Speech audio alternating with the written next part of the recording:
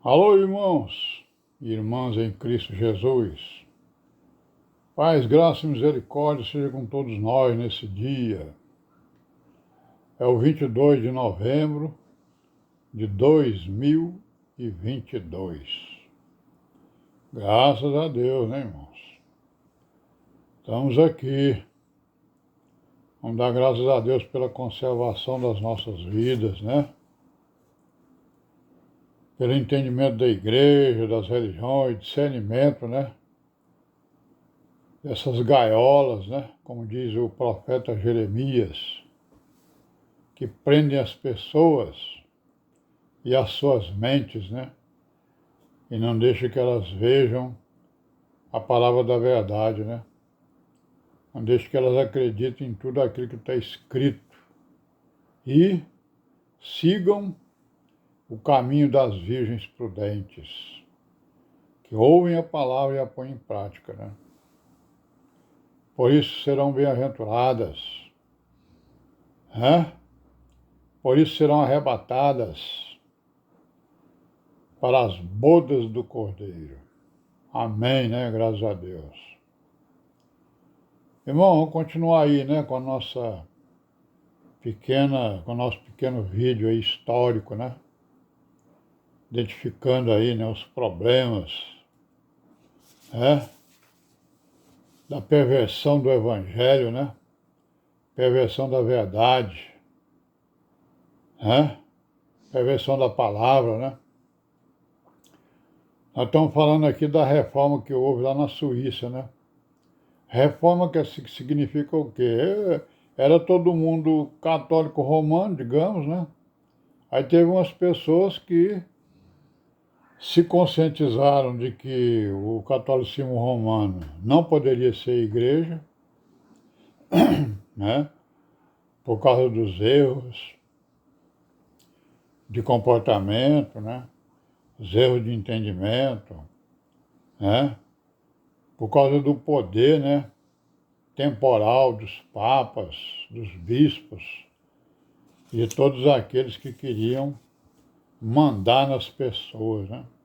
Não é isso?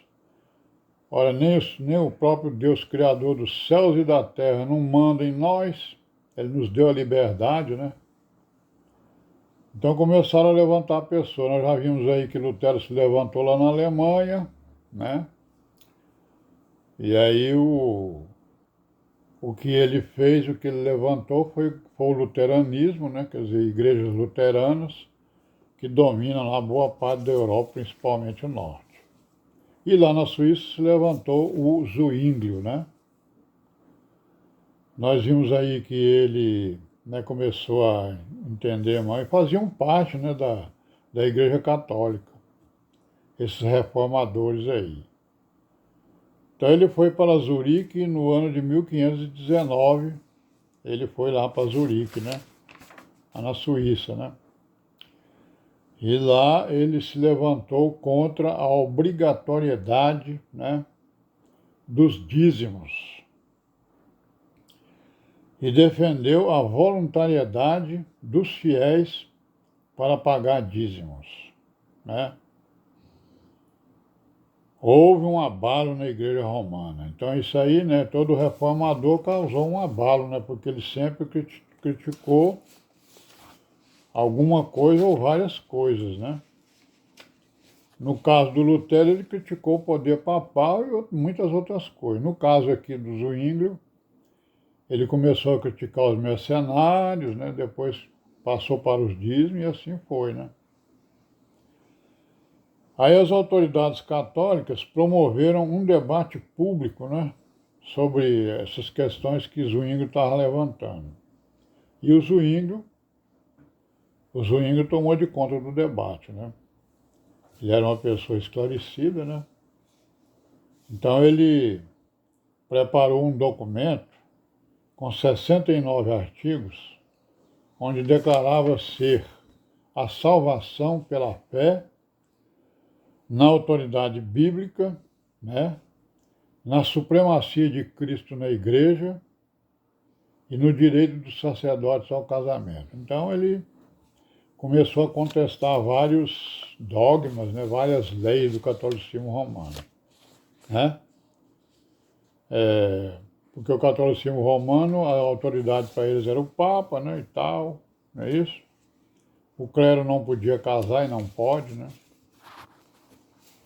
Que é o celibato, né? Aí o conselho lá da cidade, né, aprovou as suas ideias, né, do Zwingli, e as executou de contínuo, e colocou em prática, né, logo.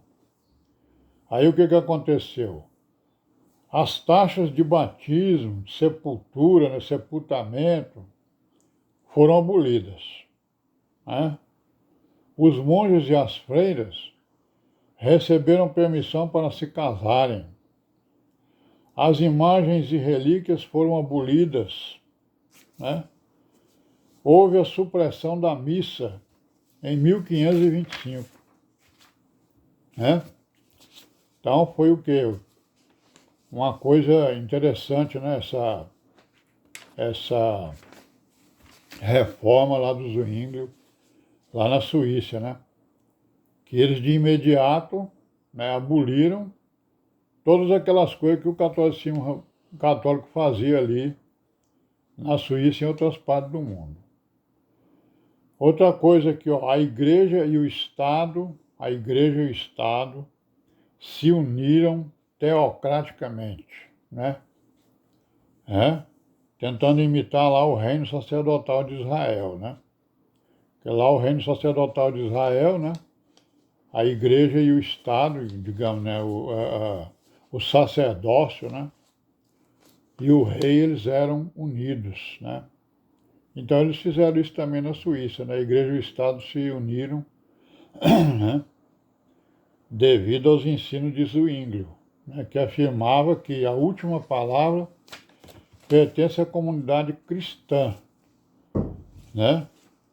Que deveria exercer sua autoridade através de um governo eleito que desenvolveria sua ação com base na autoridade da Bíblia, né? Então nós estamos vendo aí que a reforma do Zwingli, né, ela tinha um pouco mais de clareza do que a de Lutero, né? Porque inclusive ele envolvia o governo, né? E a necessidade desse governo e que esse governo tivesse autoridade nas escrituras, né, na Bíblia, né? Então depois que ele teve em Zurique, né, o Zwingli, depois de Zurique veio a cidade de Berna. Então depois que Zurique, né, teve lá a sua reforma com o Zwingli, aí a cidade de Berna, né, o cantão, né, de Berna, que hoje é a capital da Suíça, também seguiu, né, em 1528, aderiu aos ensinos do Zwingli, né? Os anabatistas se opuseram a Zwingli, né, por causa do rebatismo dos convertidos. Olha aí. Então, os anabatistas, eles são contra o rebatismo, ou seja, a pessoa recebeu um batismo, pronto, ele está batizado pro resto da vida. Se eu recebi um batismo na igreja católica e eu, né, fui para a igreja, ou fui para outra igreja, não sei o que, eu não devo receber outro batismo. Essa aí é a ideia deles, né? Então eles se opunham ao Zwingli por causa disso, porque o Zwingli exigia, né, que as pessoas que abandonavam o catolicismo romano, né, para a religião que ele estava criando, digamos, né, ou que estava sendo desenvolvida, tinham que ser batizados de novo. Então, os anabatistas basicamente é isso aí. Eles não aceitam o rebatismo. Foi batizado uma vez, pronto, acabou. E aí essa disputa, ela se acirrou, né? Essa disputa de anabatistas com os Zwingli.